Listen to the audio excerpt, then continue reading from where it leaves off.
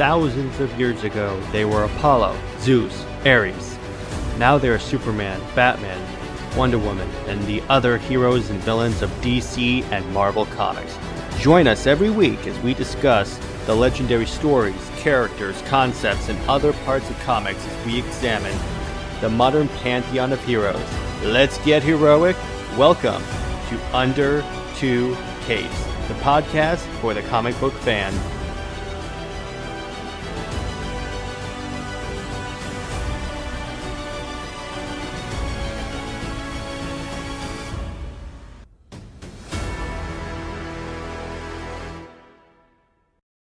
Welcome to Under Two Capes. I am Jared. And I'm Lad. And this is our first episode of the new year. Yes. New podcast year. Not the actual new year. We're into the new chronology system. We have a new timeline. Yeah, because new of timeline. Flashpoint and all that. But Barry Allen showed up and saved our parents and then just flipped it and all that stuff. Yeah.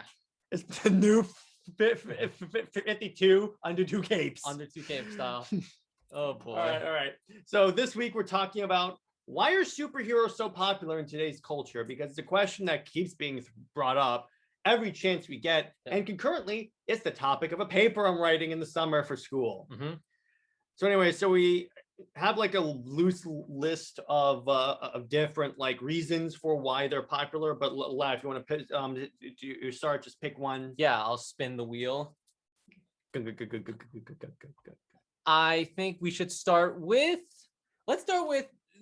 I like the movies. Let's just start with the first thing you see. Like face value. What is cool about the superheroes? TV shows and movies and such. What is why that's why I think people really enjoy it. Like at face value when you don't know anything about it. Well, yeah, because when you're reading a comic book, there's only so much that you can imagine that's going on. Where if you see like a live action, like with Iron Man, you see a live action Iron Man movie, and you're like, oh my gosh, this is so badass. Yeah. He's shooting those people with repulsor lasers. Taser repulsor lasers. Taser face. I had to. Oh boy. No, it's because comic books are cool but they're definitely more limited audience. I think a lot of people get into superheroes and the comics from the TV shows and movies of superheroes, DC, Marvel. That's definitely the not as much as like the comic book companies would like, but it does happen. Right. Yeah. It's definitely where people become aware of their characters from shows and movies. They put the TV shows like as a kid, you're watching different TV shows and your parents put on Avengers Assemble or DC, Justice League Unlimited or something on your TV. And you just, you watch it and it seems really exciting when you're younger. And if you come into it now as an older fan, you watch a show like, I don't know, like Titans or Loki, like the latest shows, like, it's a live action show, maybe something more for your audience. It's cool. It's exciting. You go to the theater and you see this, really crazy things like people flying, people shooting powers, lifting cars. Like it seems really exciting world to get into. So I think that definitely appeals to people. There's also a whole, but see, that's true, but the comic book, but so far the movie people and the comic book people have not capitalized on that. What I mean is that I think there used to be like this in the movie theaters. There should be an ad at the end of it that said, for more adventures of like the X-Men, buy this comic book. Because there are certain people that go see the movies and have no idea there's a comic book about them. Yeah, I guess it's just some people really just, our modern day generation doesn't really read as much anymore, myself included. False, they actually do. Really? Mm-hmm. They actually read quite a bit still? They still read comic books. I mean, yeah, but like... Here's the thing about comics versus digital. Digital is never going to replace comic books because when they come down to it, comic books are collectible. That's true. You can't have a digital collectible. It's not quite the same until they start instituting. They have augmented reality glasses, and then you can digitally put them up on your wall and stuff like that. Actually, that would be hilarious. Oh, that would be actually kind of cool. We're gonna cut that out of the Elon, episode because Elon, please come up with that. I want to copyright that, so we should cut that out of the episode. You're an engineer. It will one day be possible to do that because if you've seen Pokemon Go, they have the augmented reality where they put the you can put a Pokemon somewhere and you walk away from it and move around, but it stays in that physical virtual location. Get a herd of engineers together. I don't know what a group of engineers is called. I guess a herd or a gaggle or something like that. But to get a herd of engineers together and make me some AR. It's called a I don't know, mad scientists, maybe call them if you put a group of them together. Mad science. Okay. A mad lab. There you go. A mad lab. Yeah, but it's do it. It's cool stuff. Comics and the movies and TV shows, that I think that really appeals to people. Then people watching it, it's exciting. It's something fun. We talk about plenty of episodes where we talk about comic book or a movie or a TV show from Marvel or DC, and it's just flashy. It's quick action pace. It's funny, dramatic. It has real life adventures and stories in it. Well, yeah, and I've mentioned this in the podcast many times. I started on the movies because it's like I saw the Sam Raimi Spider-Man movie, and I saw Iron Man, and there was only like 2013 when I really got into comic books. Yeah. Beforehand, I was a movie and TV little guy. I was a member of the uninitiated, unenlightened. Right. If you get into the comics, you learn a lot more stories. And it's definitely a lot more exciting when you get into the comics itself. Yeah, because you're like, there's this much history on this one character. Jeez. Yeah, these characters have been around for like 80 years. Spider-Man's like 60s. Most of the cool, popular Marvel characters were in the 60s. Yeah, you're right. So most characters around 60 years old, but Batman's like 80 years old or something like that now. Superman's been since 1938, and Batman was 1939, I think. Yeah, I think Batman's 80th anniversary is coming up soon. I remember when the 75th anniversary was. Bad anniversary. Yeah, it's that's me really crazy when you think about how much legacy these characters have, how many different stories have been told.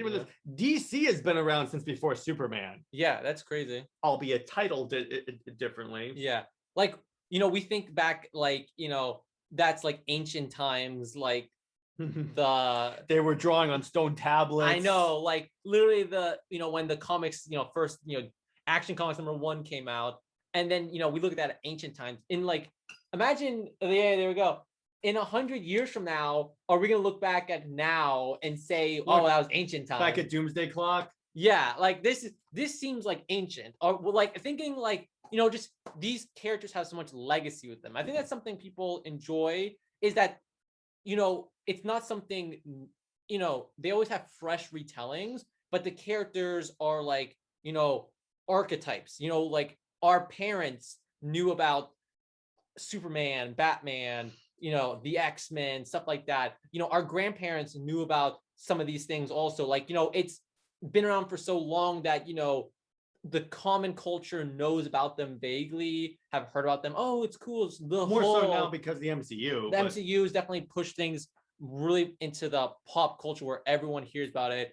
But it's kind of cool because your parents knew about it a little bit. So then your parents maybe expose you to it a little bit. I know that my dad taught me a lot about Star Wars. My dad showed me the Batman 1966 show. Yeah, there you go. My dad did the same.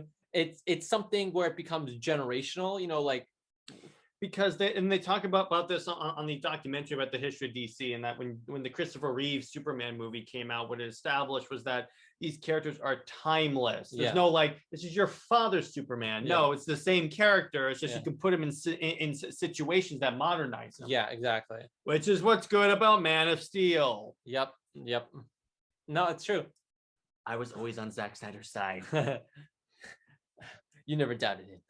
But I think that's definitely a good something that plays into it too. Just that generational. Everyone. It's these stories. They grow with you. There's stories that for younger audiences. Some are stories for older audiences, but they're all stories that can be enjoyed by people. Experiences that we go through. It's really these situations in which the characters is placed on. It depends on really the age group that's appropriate for this particular book. Yeah, exactly. So that's definitely, I think, a fun reason why people think it's fun. Yeah. Which I agree with them. Movies are freaking dope. All right, so Which one do you want to go over next? I think it'd be cool to talk about the inspiration. I think that's something that you talk about quite a bit. Well, yeah, inspiration and number two, escape kind of go side by side because, well, for one thing, Superman's whole purpose is to inspire the DCU. That's his thing. Yeah. The S means for hope. Hope starts with an H, stupid. Yeah. That's such a great YouTube video. I think Batman should inspire more hope than Superman. Superman is a pushover. They tried to do that in the Batman Begins movie. That's one of my biggest gripes is that they said Batman could be a symbol to inspire. That's the other guy. You're supposed to make people afraid.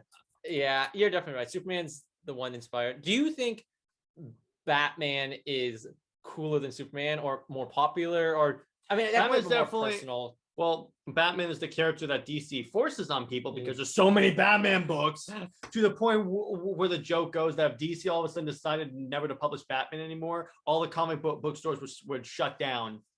It's funny because maybe it's true. It's probably true. But there's like 4 Batman books going on right now. Yeah. Or stuff linked to Batman.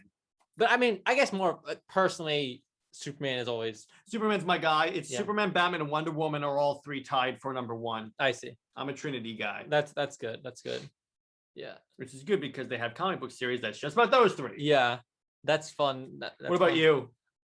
In terms of DC, I think I definitely I like Batman more because I just know more of Batman. And for me, Superman always was, he has every power, so he's not relatable. That's bad treason. But I know that's not true though, because when you actually get into Superman stories, you realize that his struggles are like really big and real.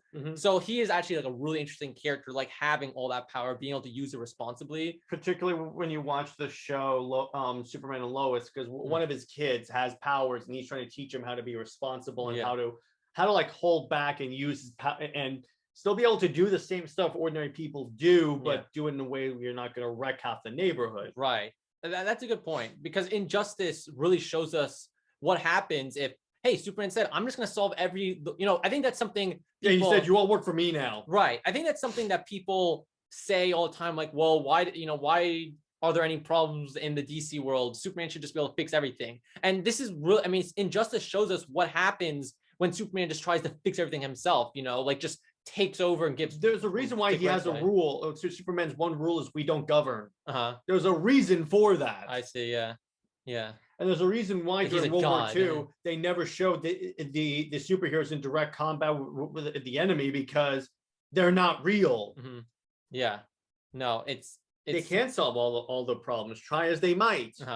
Yeah. No, it's a good interesting discussion point. Like just when you get into it, just seeing how Superman's character is really interesting. But for me, definitely.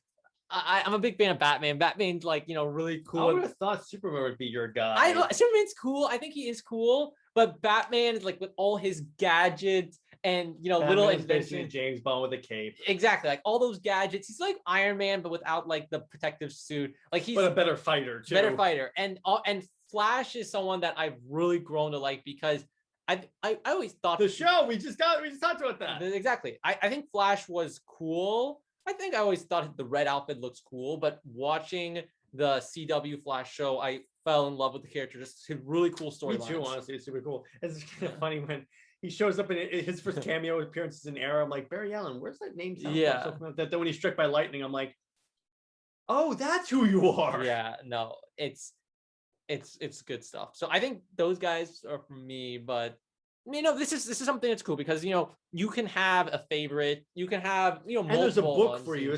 It's not like if you're a Green Lantern fan, there's no comic books for you to read. Yeah. The genius about having all these characters to have books is because if you like him, you can just read Superman. What if I'm a Kamala Khan fan? Can I find her comic book series? I'm sure you can. I don't know why you would want to, but I'm sure you can.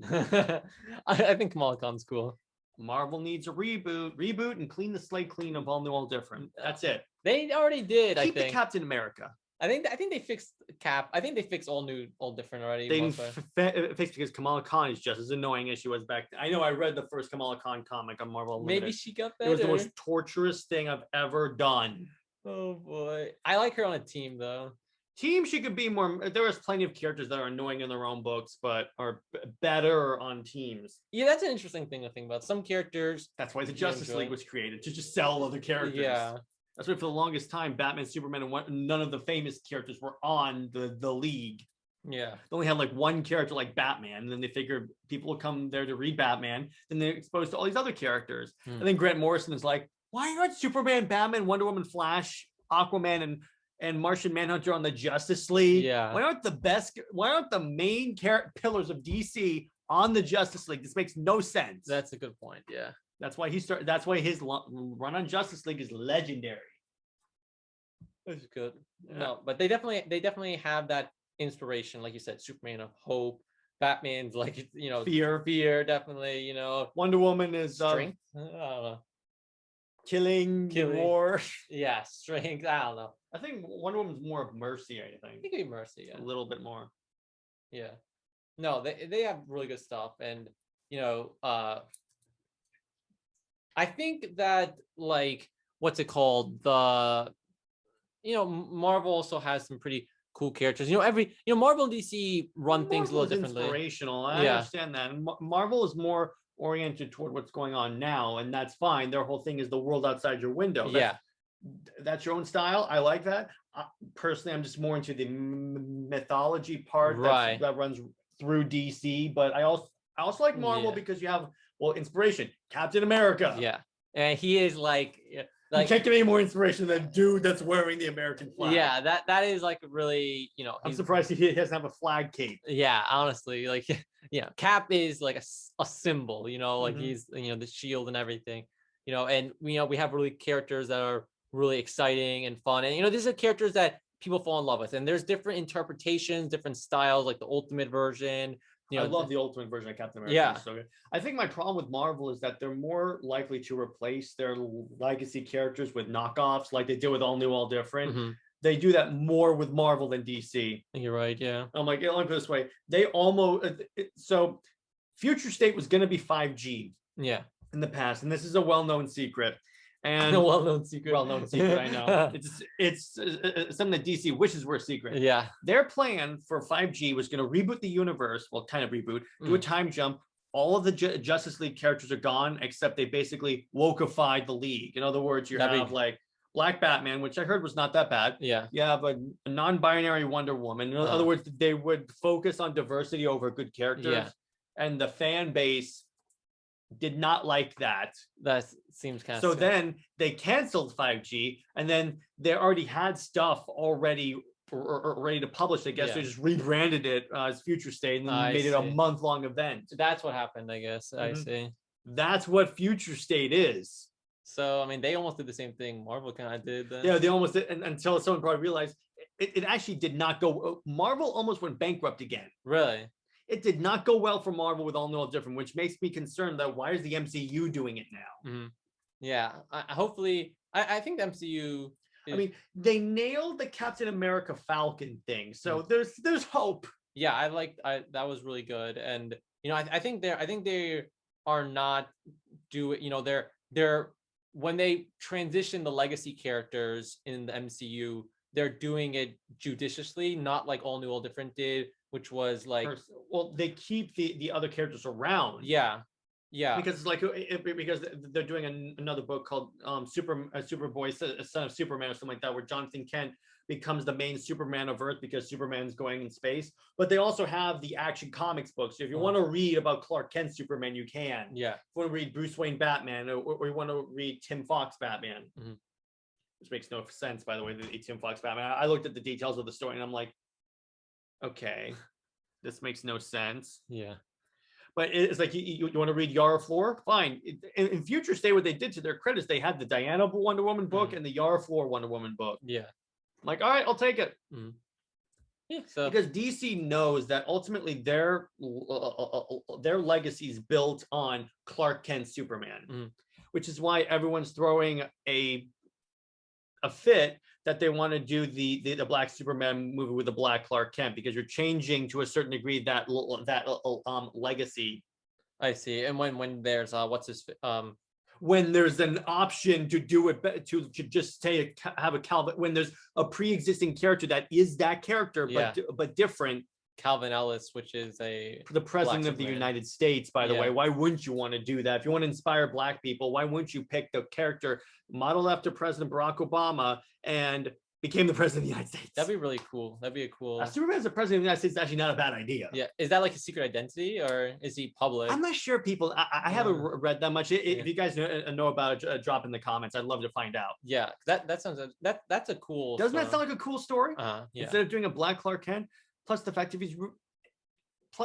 it just doesn't make sense in the context of the story. But I'm not going to get into a rant on this. Yeah. The point is that DC is more respectful of their legacy characters. That's another reason why I like DC more than Marvel. Mm-hmm. They're not always trying to replace it because Jim Lee is smart. He knows the fans will not want that. Oh man, they did that with Wally West, the Flash, and the fans hated it. That was where you get the Black Wally West from the New 52. They kept him around, but brought back the red-haired Wally West. Yeah, it's funny they call him now Ginger Wally West, kind of. And they call the other ones. I think it's like Wallace West is the black one. Yeah, I think they kind of distinguish like that. At least they did that. It's kind of weird that he was supposed to be like a new version of Wally West, but then they actually like brought the other one back also, so it's kind of confusing. Because they knew everyone loved the other one too. Yeah, so it's weird. There's like two of the same. Let's put it this way: that was the Flash for years. Yeah. From Crisis on Infinite Earths to Final Crisis, that was the Flash. Yeah, you're right. That was the character there. Plus, you had the Justice League Unlimited cartoon. You're gonna replace Wally West, really? Yeah. That's something that kind of reminded me what you said a little earlier. Is that Jim Lee, right? Knows the character. That's I think another thing that has a big influence on the characters that we enjoy. The artists, the writers, the people that draw it. That plays a big part. And sometimes people don't see that. The people behind it who make it. The inspiration there. Like you said, like about the artists and the writers quite a bit. Like, what do you think about that? Yeah, that's definitely true. That's why creative teams are important. But occasionally you'll have a new writer who's just starting out that somehow gets like these characters. Like I think Mariko Tamaki is writing Detective Comics, and she's doing really well with it. Yeah. Joelle Jones is doing Wonder Woman for the Yara floor, but it's doing really well. Occasionally you'll have those ones that start off here and do fantastically. Right. But I feel like, okay, so occasionally you'll have it with they'll just drop a new writer with a legendary character and it won't do well.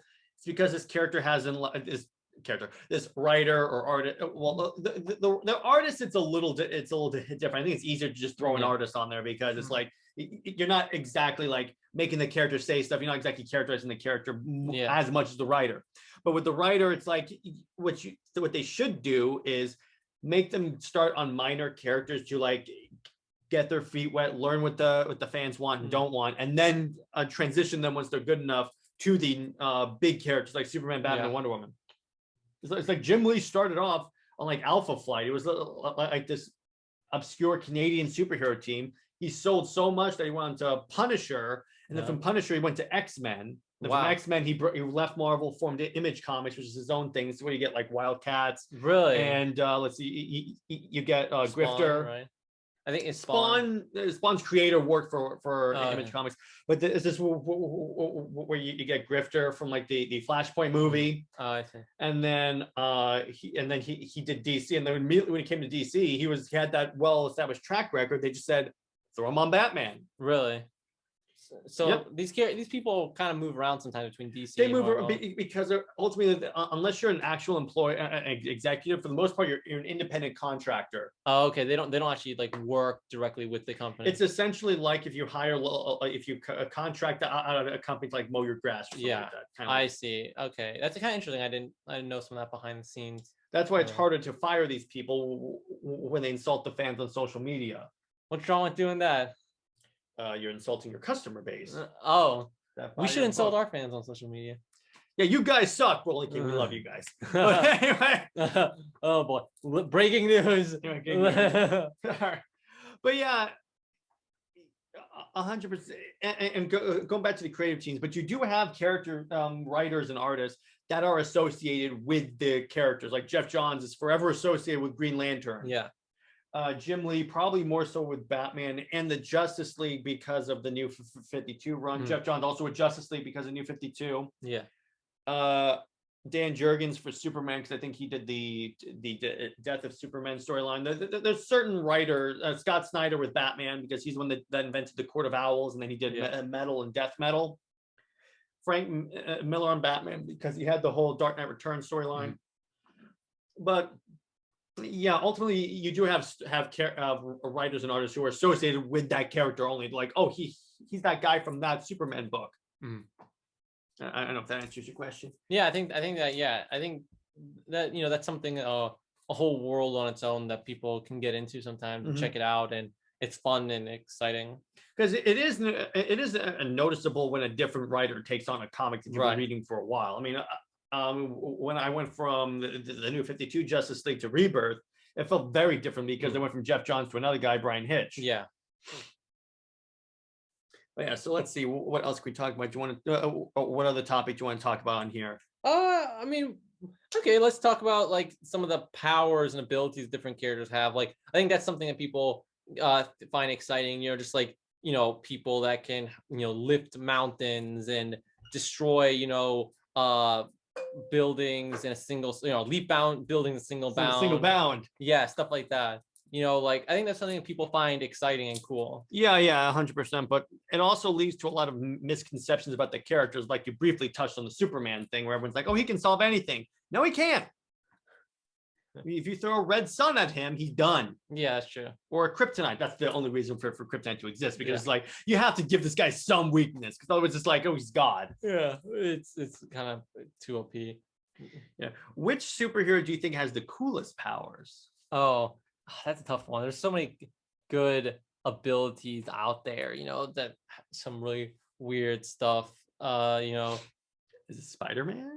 Spider-Man has really fun abilities. Flash is really overpowered. I like Flash because the little known fact is that he can learn anything in like a second. That's cool.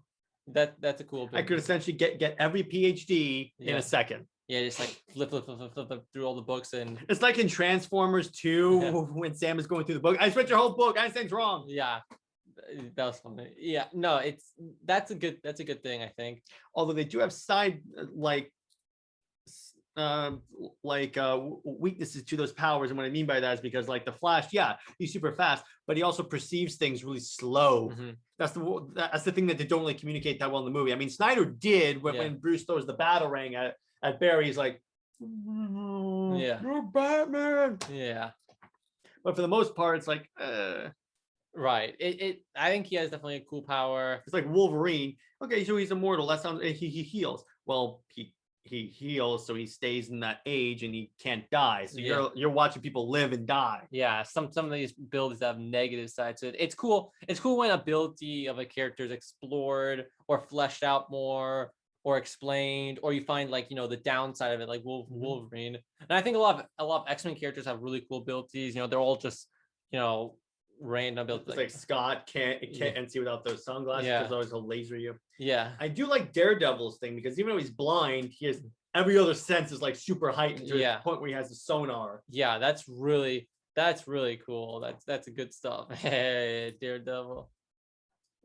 Yeah, he's another character that kind of has a murky reputation because of the movie, but everyone loves his comics. In fact, I think he's known as the one that has like one of the best comics. I think Thor is interesting because in the movie they kind of established that it's not the hammer that gives him his powers, even though if he be worthy he shall have the power of Thor.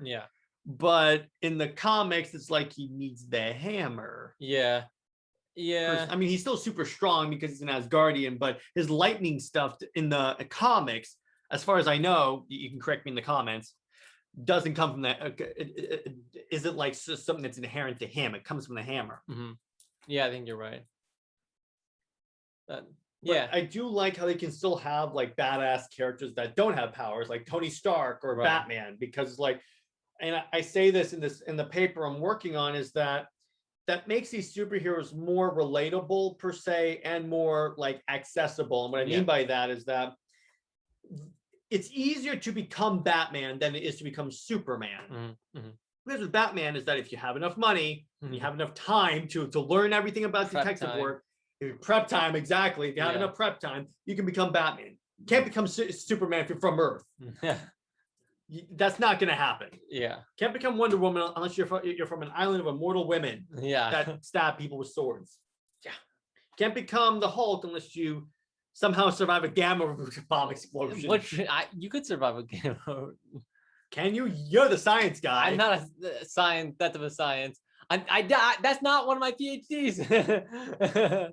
But he has every PhD except science. Yeah, exactly. But he missed the entire science thing. That, like, Hulk powers.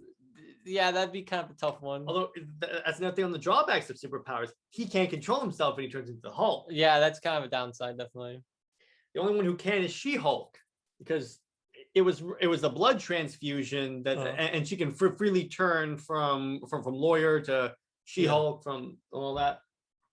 That's another character that's been changed like a lot. Yeah, I think you're right. She-Hulk, yeah. Okay, so what other? Okay, so it also allows people to like vicariously live through these characters. Like, as someone that spent a lot of time in the hospital and was immobilized many times, just sitting on my ass playing video games, where I used to play as the Hulk in the Incredible Hulk Ultimate Destruction game. Still felt like a kind of move. Yeah, it's fun. It's like you can do things that you couldn't normally do.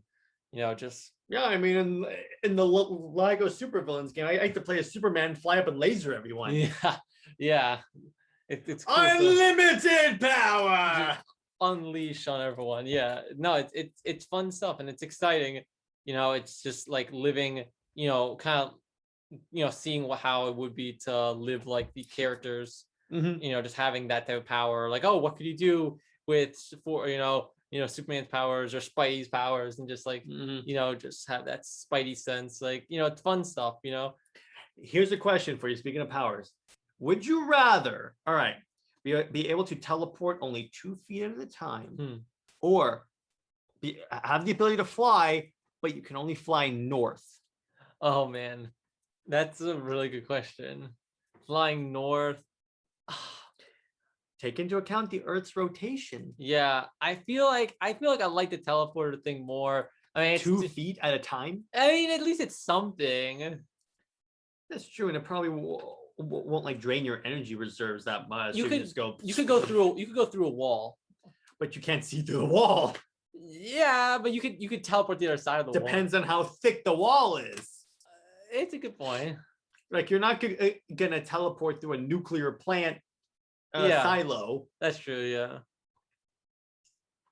Personally, I'd prefer to fly north, because here's the thing: the Earth rotates. So even if you're only flying north, eventually you're gonna get over your location. Yeah, I guess so. And if you have Superman flight speeds, that can take that long. That's true. Yeah. Okay, so that's our discussion about powers. Let's see, what other on the list do you want to cover? What's the next one? I mean, we could talk about like their outfits and styles and that's one of the things I think is the most fun of being involved in like the superhero community, because you get to see everyone has like their own unique costume. You mentioned Barry Allen. When you look at the Jay Garrick costume from the Barry Allen thing, we had the Doughboy helmet, wings on the side of it, and wings on his feet. Yeah, that's funny. Like, he got his powers from hard water.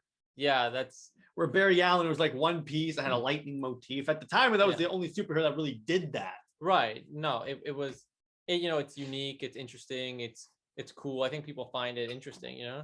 And speaking of Action Comics #1, if you look at so here's relatively the Superman costume from now. Here was it in 1938. Hang on, I'm pulling that up. Ooh. I am flipping through this comic book. 38. That's way back. This. Yeah, it looks quite different. I mean, it has an S on it, but it's like it's a smaller S and a little bit of an actual shield. Yeah. But yeah, that's another interesting thing, seeing these characters evolve in terms of the costume they wear. Because remember, we just watched the Snyder Cut, and Superman actually had the black. As far as I know, it's the first time the black suit's ever been in live action. Yeah. And CGI All they did was they color correct. He was wearing the normal suit, and all they did was color correct it. Yeah. And it looks like she had a black suit. It's better than the lip. That way better than the lip. Mm-hmm. The only thing that makes it different from the comic book one is because in the comic book one, the black suit had no cape. No capes. No cape. But I get that he wanted to still feel like Superman, be a little different, because for the foreseeable future, that's going to be his costume. So I get that. I'm willing to ignore that part. Right. I didn't know about the no cape thing. Well, the essence of the black suit is there. Yeah. So that's why I really don't care. It's a black suit. Yeah. As long as it's black and silver and all that stuff, I'm fine. Mm-hmm. Even Wonder Woman, she has gone. I'm going to pull up a little bit of Wonder Woman's costumes. She has gone through like ridiculous amount of costume evolution. She's gone through quite a bit of change in her publication history. So first, I'll share this. Okay, so let me go back to the Zoom call and share this. So this is her in Amazonian armor. Hang on, sharing, and be sure to check out the YouTube at Comics League Network. Mm-hmm. All right, so this is basically the progression of the Wonder Woman costume. I mean, you have the new 52, the Earth 2 Wonder Woman, and then the current Rebirth generation, more in line with the Gal Gadot Wonder Woman, because they definitely base it off of Rebirth.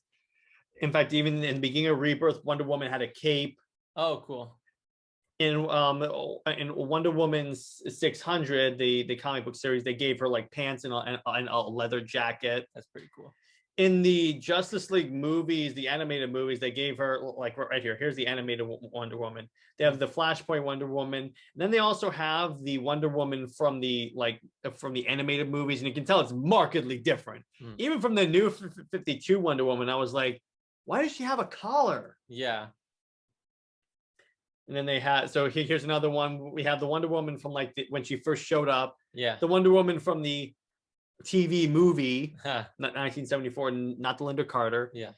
The 90s Wonder Woman, and the 90s is when everyone basically looked like they belonged to a biker gang. And then they had the 2015 second full body new 52 costume, which I loved. Oh, really? Yeah, that's this red costume right here. Ooh, it was so cool. That's cool. Yeah, it was full body. She had arm blades that come out. I was like, yes. Nice. Oh, Batman. Pull up something for Batman. So all right. See a little comparison of the, Batman over the years. Yeah, the bat suit. So we have.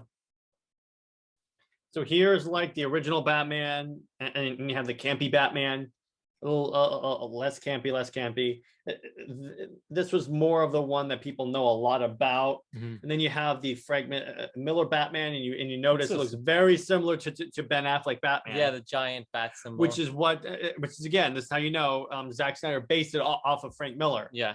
And then you have like the Rebirth Batman, which I like the Rebirth symbol in the way that it's a bat, but it's like I guess the word is like bordered in gold. Mm-hmm.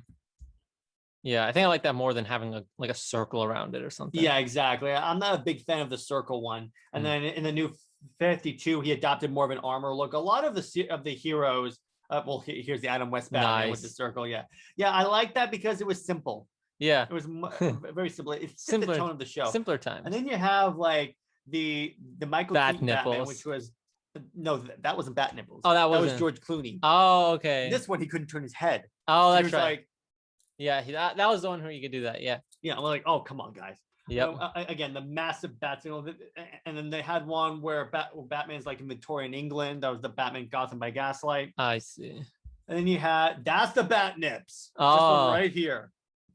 Bat nipples. All right. The Nolan suit up until the Ben Affleck suit was my favorite. Nolan suit was definitely really modern. And then I love how in the Batman animated series, when that shot came up at the end of the opening credits, there was no like Batman, the animated series, because they go, as soon as he's highlighted, you know what you're watching. I don't have to do this. That's interesting. And the present day is like, okay, so here's New 52. Here's Arkham Asylum, the first one. I see. Then Arkham Knight is more of like a RoboCop Batman. Yeah. And it's like he has an arm little computer that shows like a FaceTime screen. That's nice. And again, the Ben Affleck Batman has the massive bat there, Yeah. and it looks a lot like the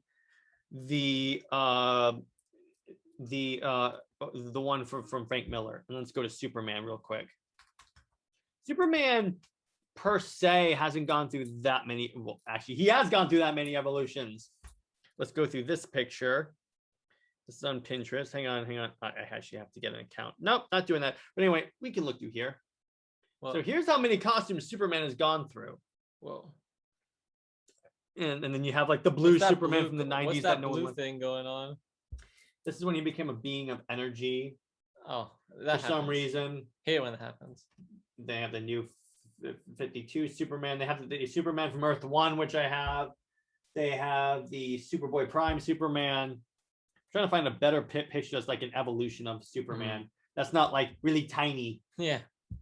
Well, here's the evolution of the S, as a matter of fact. So you have the 1941 one, and then 1948 was more pronounced on the chest. And then you have the Christopher Reeves one is more classic minded. Dean Cain was a little more like, well, I was the problem I had with the Brandon Routh Superman S that was too small. Yeah, it looked a little. It was really small. With Cavill, it's the proper proportions. Yeah. Yeah, like see right there, it's the proper proportions. I like his suit. That Superman suit is dope. Yeah. I wasn't a big fan of this because I didn't like the cape coming up to his I shoulders. see, yeah. That was my problem with it. When I saw this, Oh, they fixed it now. I was like, yes, thank you. That's cool. Because I get the feeling the fans shared my dislike of this. Mhm. But I did like when Superman got basically Iron Man armor. That is pretty cool. That's his what was it? Unchained armor, because it was done in Superman Unchained. And I liked when they did Rebirth and they brought in and they did Superman Reborn, where they merged the two Superman. Well, first off, they had this was the original Rebirth costume, and I'll hold that up to the camera right there. And then what they did in Superman Reborn is they did this. They gave him a new costume which had more of a belt on there. You notice the underwear is on the inside. You know why that is, lad? Why? Because at the times they were having like copyright disputes with Siegel and Schuster, and Siegel and Schuster had the family had copywritten certain parts of Superman, like the underwear, the S curl. Really? That's why it stopped showing up. Really? So That's the reason why it stopped showing there up. was some legal disputes at the time. Yeah, that's why. I see. I didn't know that. We also have the Injustice version of Superman, which I like because it's a little more armored. Yeah. Freaking, he's massive. Yeah, and the Kingdom Come Superman had the dope black ass. We Yeah. saw this in Crisis on Infinite Earths. Mhm. Yeah, that was what the Brandon Routh Superman thing was based on. And then we have this. I'm assuming you're Alfred, Yeah. because if you look at it in the Whedon cut back years and years and years ago, which was the last time I watched it, Yeah. because it's that bad. That this was a deleted scene that they put on the disc, but it was the blue and gold. It was the normal Superman suit. And you know, it's kind of funny. After the Snyder cut, everyone's like, you know what? If that was the costume he stayed with in the entire Snyderverse, I'd be fine with it. Yeah. It fits the Snyderverse and it makes it a little more unique. It's a pretty cool look. I just love how they had I'm wondering if these suits like conform to the wearer, because I'm like, it's hilarious how the Kryptonian scout ship happened to have another Kryptonian suit in his size. That's kind of funny. Yeah. I'm like, and I love how Snyder goes. At first, I had the underwear on the outside, but just looked dumb. Yep. Oh, that's a good photo with all Superman and Batman up there. Yeah, there you go. It's all the comparisons of the different Supermen. That's cool. Yeah, that with their, I think it has their actors and stuff like that. I love how small, how weird Batman's cowl used to look. Yeah, there's a couple like they had a couple of serials like way back in the 50s or 40s or something like that. The Adam West one of the old ones is my favorite. Yeah, that was like the first like actual like because I like the small bat ears. Yeah, small which bat. Goes in with even Ben Affleck had that. Yeah. So this was a storyline where they're going to a costume. So Lois, so the Kents and Batman and Catwoman go on a double date to a carnival, but the carnival's having like superhero costume nights, so everyone's dressed as superheroes. Wonder Twin over there. So their idea is, let's switch costumes. So right here, that's Superman. Oh, that's really funny. And that's Batman. You can tell by the scowl. Yeah. I think that's Lois Lane. That's really funny, actually. So it's hilarious that they go into the tunnel of love, and then as they're coming out, Batman and Catwoman are like making out like very aggressively, and then Superman and Lois Lane are like sitting there pretty nice and proper, but Catwoman is like really going at Batman. By the way, in the Superman and Lois show, the first scene is a recreation of Action Comics #1, but they had the costume from the old Max Fleischer cartoons. Wow, that's crazy. I got to show you that show. But still, look at that. That's good. They really roll on with that. So I'm like, at that moment, I was like, this show is going to be good. Yeah, that's really good that they actually, they're respectful. And then you also have the new animated costume that you saw actually in the JSA movie. That's how I knew that this is in the same continuity. They put the underwear back the right way. Because I guess all that stuff got resolved. And it's also because Bendis was so like caught in the past that he brought that back. That was his thing. The underwear is a good look. Here's the stupid thing. He had characters comment on it. Oh, and I'm like, who the hell cares? It's funny. Just do it. It's funny. I love that. To quote Shia LaBeouf, just do it. It's a good look. It's not. It's a dumb look. It's a good. In Smallville, it wasn't until the last scene of the last episode that he put the suit on. Yeah. Before he was just carrying a jacket that had it. By the way, here's another indicator of like the classic Superman suits. This is the Superman of Earth 2. The S is like much larger. Yeah. And then the new 52. The reason why I like this suit is because. So you remember in Avengers Infinity War where Tony Stark, the suit like formed around him? Yeah. That's what that does. Really? Yeah, it's activated by his thoughts. It's contained in like an S, in like the S sigil. It gets smaller when it's actually on his chest. Yeah. And then he just puts that on and activates it with his thoughts, and then it materializes on him. That's really cool, I think. Yeah, that's really cool. Here's the Cage Superman suit. Yeah, but we were robbed of that. He's gonna fight a giant spider. That would have been so good. And I'm like, no, it wouldn't have. Yes, it would have been. I think the problem with the Green Lantern costume is that it's too CGI. Yeah. Particularly on the face, because it's really hard to have anything on the face CGI look real. It's the same reason why the CGI lip looked terrible. Because there's so much stuff that's involved when you move your face. Yeah, and the camera's focusing on that and stuff. Yeah, right. Here's the old cartoon Superman suit. Here's the Red Sun Superman, the Soviet Superman. That's fun. Here's the Soviet Superman and Wonder Woman. Yeah. By the way, so what's cool is that when Henry Cavill did a screen test for Superman in the classic suit, I'm trying to find that actual picture. Actually, I'll plug this in screen test. This is what, so here's the screen test. First off, here you go. This is from back in the day. He was in the Christopher Reeve suit. Really? Yeah. That was the screen test for Superman. That's crazy. That's crazy they actually did that. And they I know. It's so good. Yeah, there you go. This was, I think, when they first announced that Cavill would be Superman. I like that suit. That's cool. Mm-hmm. But anyway, so that's what we got in terms of costumes. And the thing about the costumes is that they're indicative of like the character of the time. Because remember, in the 90s, everyone got like super spiky hair like Goku. Yeah. Everyone got like super intense black leather. Yeah. Tactical pouches and cargo shorts. I'm like, okay. Yeah. Then the blue Superman, which was dumb. Was Dark Knight Returns also around that time? Dark Knight Returns was 80s. Was 80s? Okay, got it. And that costume was way better. Yeah. That was before they even killed Superman. They just had, I think that was before they had Superman die. But anyway, if I'm wrong, just put in the comments again. And we'll untitle the other video when you're wrong now instead of being right. For those of you that don't know, I correctly predicted something from the recent Bad Batch episode. Yep, you can find it on our other episode. If you either can find it, either go listen to the other episode, or you can go back to the Knights of Mandalore episode from last week, and see if you can find which thing I predicted. Yeah, that's right. All right, so let's go with what's next. I guess we just kind of did we cover everything? I think we covered everything. I mean, in inspiration. I mean, if you just want to talk a little bit about, I kind of talked about that, but it's meant by like They inspire us to be a better version of ourselves. Yeah. It's like the whole point of like characters like Superman is to show us that you can always do the right thing. Yeah, that's cool.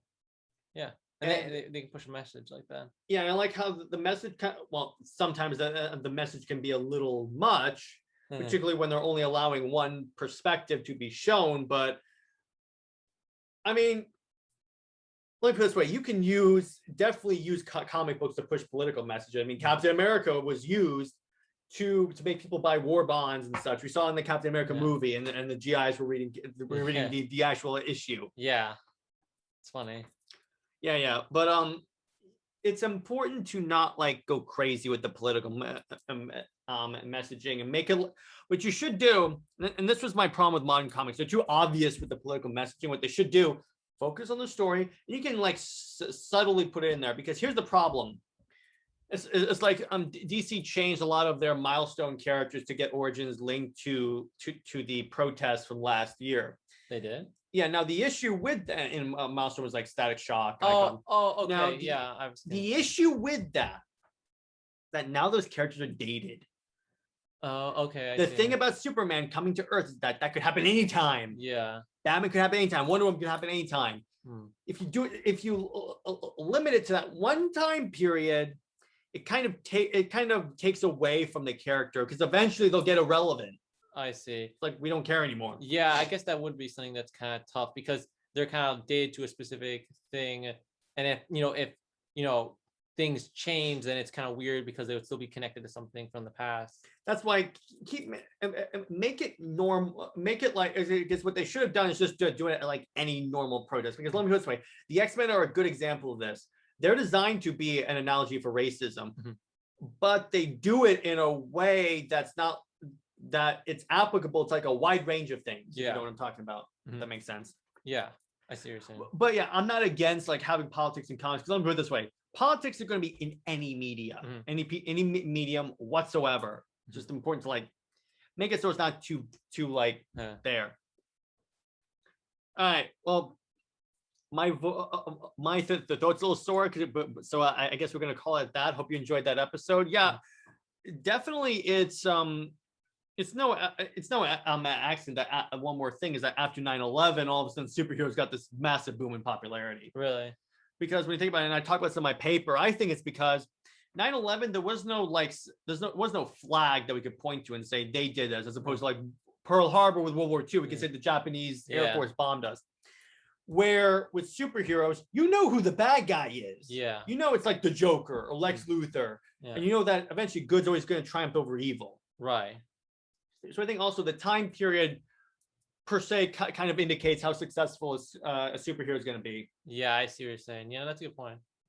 All right. So Lad, any final thoughts on the topic before we log off? I think that pretty much covers it.